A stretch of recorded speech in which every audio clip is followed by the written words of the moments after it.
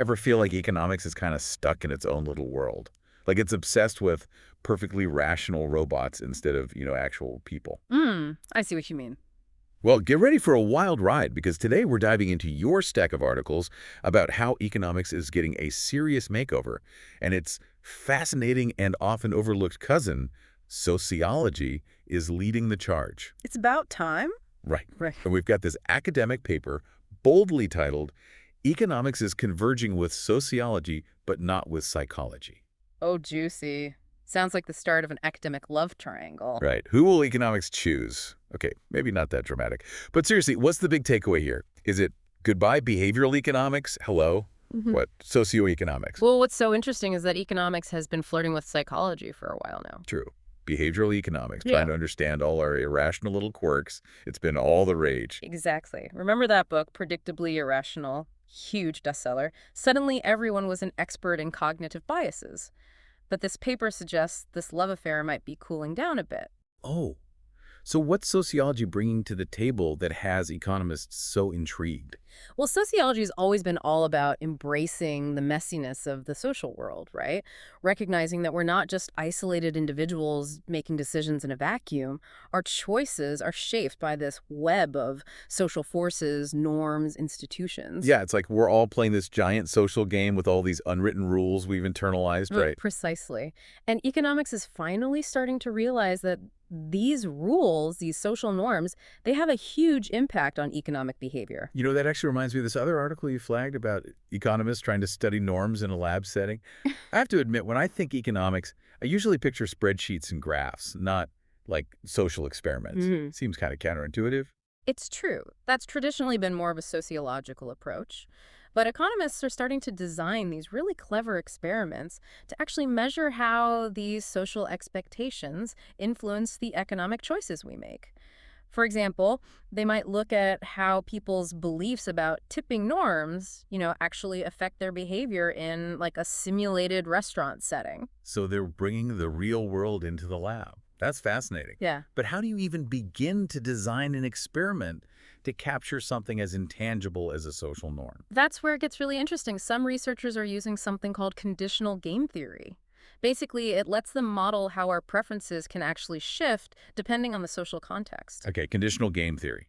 Sounds a bit intimidating. Any chance you could give us a real-world example of what that looks like? Absolutely. Think about how your spending habits might change if, say, all your closest friends suddenly won the lottery. Ooh, that's a good one. Right.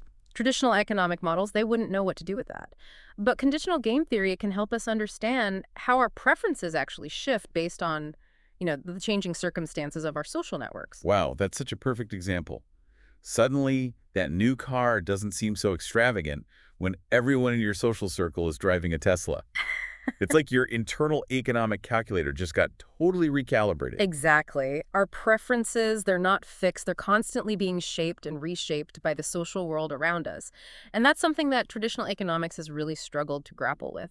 This is already blowing my mind, and we're just getting started. It's like economics is finally waking up to the fact that we're not just rational robots. We're social creatures, influenced by all sorts of subtle cues and pressures. Exactly. And as economists start to dig deeper into these social dynamics, they're realizing that sociology has a lot to offer. So we're really starting to see how deeply our economic choices are intertwined with our social lives.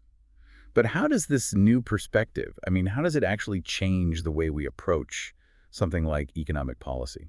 That's where things get really exciting. Because, for decades, policymakers have relied on these traditional economic models that often assume people will respond to incentives in these predictable ways. Right, like just offer a tax break and everyone will jump on board. Exactly.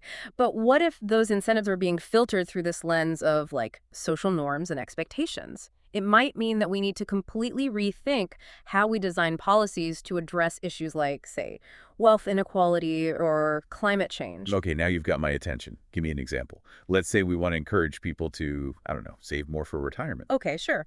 So a traditional economist, they might say, okay, let's offer tax breaks for retirement contributions. Makes sense. And that might work for some people, but what if in certain social circles there's this strong norm of like conspicuous consumption? Suddenly, saving for retirement, it might seem a lot less appealing than, keeping up with the Joneses. Yeah, it's like that old saying, it's not how much money you make, it's how much you spend that makes you look rich. Yeah. So are you saying, like, social pressure just totally trumps financial incentives? Well, it's not always that simple, but social norms, they can definitely create a powerful counter narrative. It's like it's like trying to promote healthy eating in a community where fast food is just the norm. Okay, I see what you mean. Right. You can offer discounts on kale smoothies all day long, but if everyone's still gathering for burgers and fries after work. Changing behavior is going to be a lot harder. Exactly. That makes a lot of sense. So how do we actually design policies that take these, the social dynamics into account? Well, one really promising approach is to use these insights from this new wave of economic research to create what we might call norm-aware policies. Okay, norm-aware policies. I like the sound of that. What would that actually look like in practice? So imagine, instead of just focusing on individual incentives, we also try to understand and potentially shift the social norms around a particular behavior. Okay, so give me an example. Sure. So let's say with retirement savings, right? Instead of just offering those tax breaks, we could also launch these public awareness campaigns or maybe even some community-based programs that really promote the idea that saving for retirement, it's not just, financially smart, but it's also socially responsible. So it's about creating this new social script, one where saving for the future is seen as something to be like admired, not scoffed at. Exactly. And this is where understanding social networks becomes really crucial because research actually shows that behaviors, they often spread through social networks kind of like a... Social contagion. Yes, exactly. So if we can identify the influencers within a community, the people who are already engaged in these positive behaviors, then we can leverage their influence to encourage others to follow suit. That's fascinating. Mm-hmm. It's like we're talking about, I don't know, social engineering, but like in a good way. Right. Using our understanding of social dynamics to actually nudge people towards, better outcomes, both for themselves and for society. Precisely. And this is where those more complex models we were discussing earlier, like inductive game theory, they can really come into play. Oh, right. Remind me again what's so special about inductive game theory. So while conditional game theory, that helps us understand how our preferences can shift based on our social circles. Right? Yeah. Inductive game theory. That takes it a step further. It actually allows economists to model how new norms can emerge and spread through a population over time. So it's like mapping the evolution of social trends, but like with an economic lens. Exactly. Think about how the norms around, say, smoking have changed so dramatically over the past few decades. Totally. What started as a social norm, even like a sign of sophistication. Right, glamorous even. Exactly. And now it's become, increasingly taboo. Inductive game theory can actually help us understand how those shifts happen and how policymakers might be able to, kind of accelerate the spread of beneficial norms. Okay, that's incredible.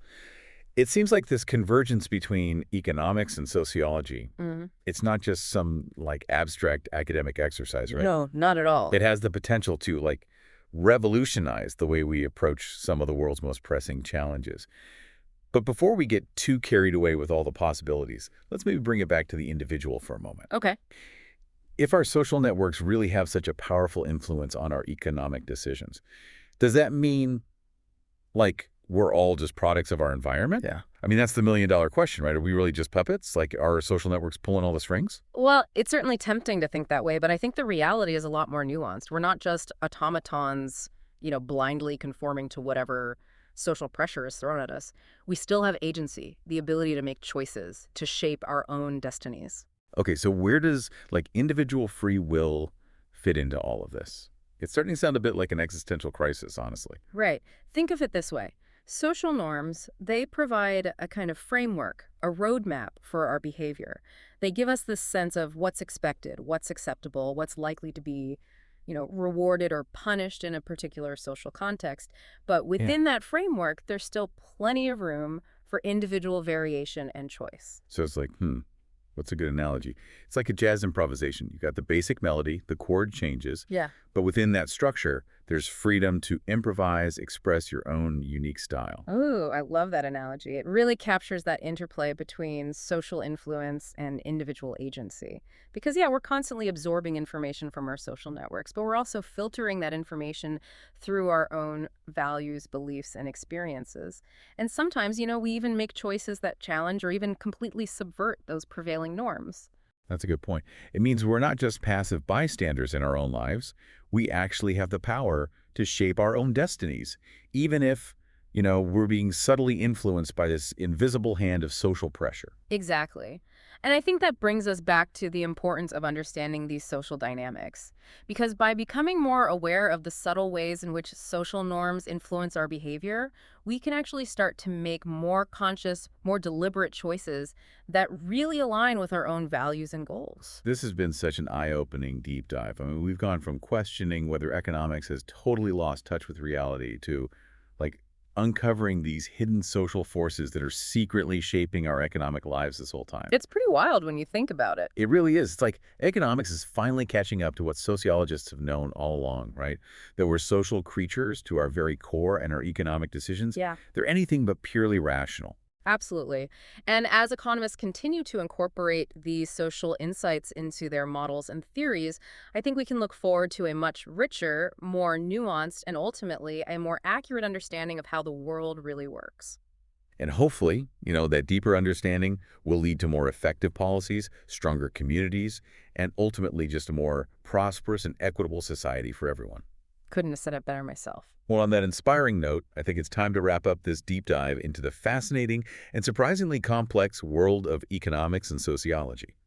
A huge thank you to our expert for, guiding us through this wild terrain, and for reminding us that even in the often intimidating realm of economics, it's that human element, that social connection, that really makes the world go round. My pleasure. And for you, dear listener, we'll leave you with this final thought. If our social networks really do have such a profound influence on our economic lives, what does that say about the importance of building those strong, supportive, values-aligned communities? Something to ponder. Until next time, keep those brains buzzing.